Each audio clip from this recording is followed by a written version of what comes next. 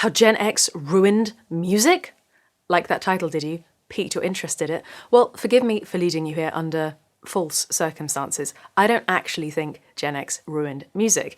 It's an example of irony, a state of affairs or an event that seems deliberately contrary to what was or might be expected.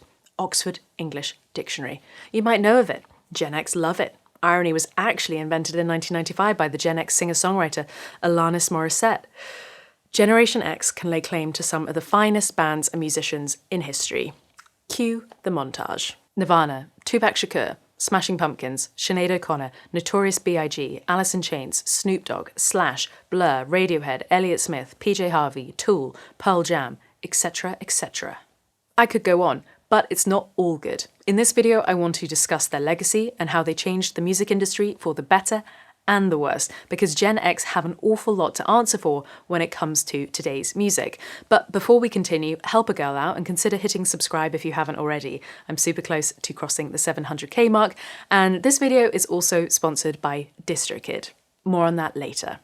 Okay, a little while ago I put out a video about boomer nostalgia, talking about the ongoing generational turf war between boomers and millennials, and why I think it's a debate that should be put to bed for a little while at least. I noticed comment after comment highlighting the fact that I had left Generation X out of the discussion.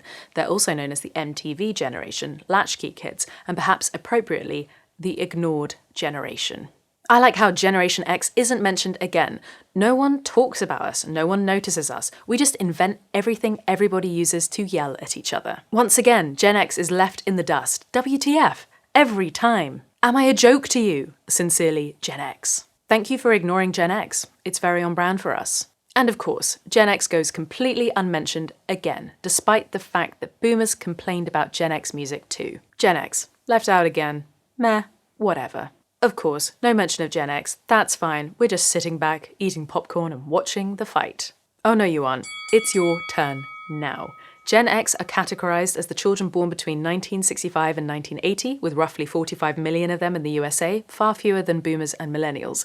They've lived through multiple recessions and the dot-com boom and bust. They were the first generation with portable personal music devices like the Walkman, and the first to socialize on the internet, in chat rooms and early social media. But they also knew what life was like before these things. Members of Generation X would go on to found some of the tech companies that revolutionized the music industry, including Napster, LimeWire, YouTube, MySpace, Twitter, and Google. Gen X were born into a new era, post-peace, love and utopian ideals. They realized that their parents tripping out at Woodstock didn't actually change the world all that much. They felt the first effects of the contraceptive pill and the end of the traditional nuclear family. Between 65 and 77, the divorce rate in the USA doubled. With their parent or parents often out at work, they became known as the latchkey kids, and this early independence made them realize that if you want a sandwich when you get home from school, you're going to have to make it yourself.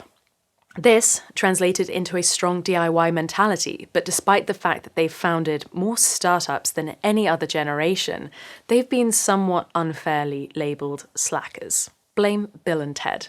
No way! Yes way! Gen X weren't the first groups to self-release their music, but they're certainly the kings and queens of DIY culture. Hardcore, punk, hip-hop, indie, and in the UK jungle, they all decided that if the major labels weren't interested, then they'd do it for themselves. And Gen X have a lot of other good things going for them.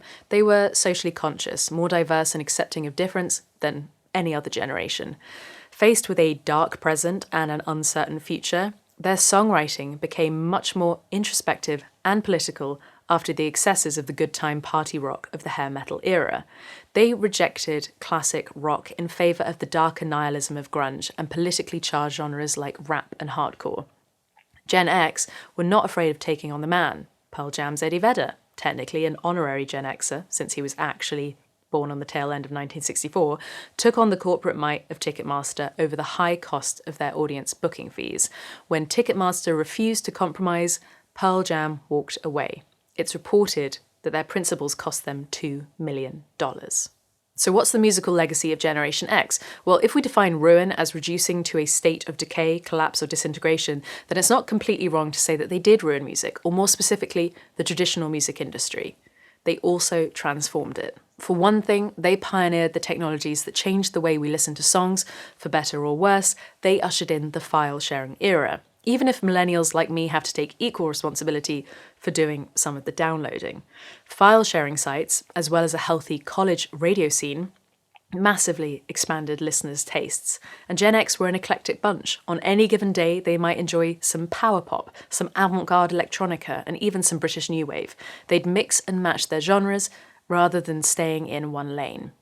They also ushered in the sampling era, as hip-hop and electronic producers used turntables, 4-track recorders, and digital samplers to manipulate existing sounds into new music. Many pioneering genres like Detroit techno were born in the late 80s, as the technology to create it became more affordable. So when boomers complain that no one plays real instruments anymore, you can point them in the direction of Gen X. It's often said that grunge killed the guitar solo. Not quite true, but it did mark a move away from the virtuosic shredding of the 80s in favour of a looser, earthier style.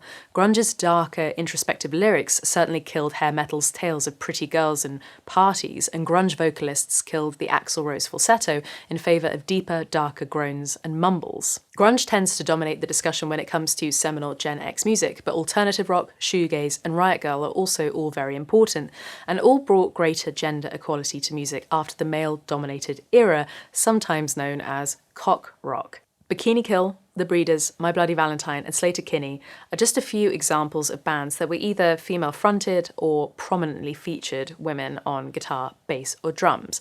But it's not just the sound that's influential. The emergence of small to mid-sized indie record labels like Distrokid, Epitaph, and Revelation Records all sought to upend the traditional record industry and give fair deals to musicians. They did it because they loved it, not to get rich.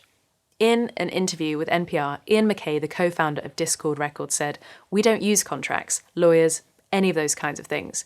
We are partners. They make the music, and we make the records. From the beginning of the label, people have said that the way we do things is unsustainable, unrealistic, idealistic, and we were just dreaming. Well, the dream is now 35 years old, so they could go fuck themselves." In the same vein, the zine culture of the 80s and 90s paved the ways for today's bloggers and YouTubers, because if you're into something and want to share it with others, then there's no need to wait around for traditional media to take notice. You have the means to find others like you. But enough from me. Generation X, the spotlight's on you. Tell me how you change music and how you want to be remembered in the comments below. So, thank you so much for watching. This video has been sponsored by Distrokid. So over 1 million artists use Distrokid to get their music into Spotify, Apple Music, YouTube, Tidal, TikTok, and Instagram, all the major streaming services. I'm using Distrokid to release my debut album, Super Sexy Heartbreak, track by track on the first of each month. It gives me access to useful tools like Spotify Canvas Generator. I can easily pay any collaborators with splits, and I can even send big files at the touch of a button with Instant Share. You can upload unlimited tracks for one low annual price, and best of all, you keep 100% of your earnings. To get 7% off your first year at Distrokid, click my link in the description. Okay. As always, thank you so much again for watching. I really appreciate you getting to the end of a video, but I'll be seeing you here very, very soon.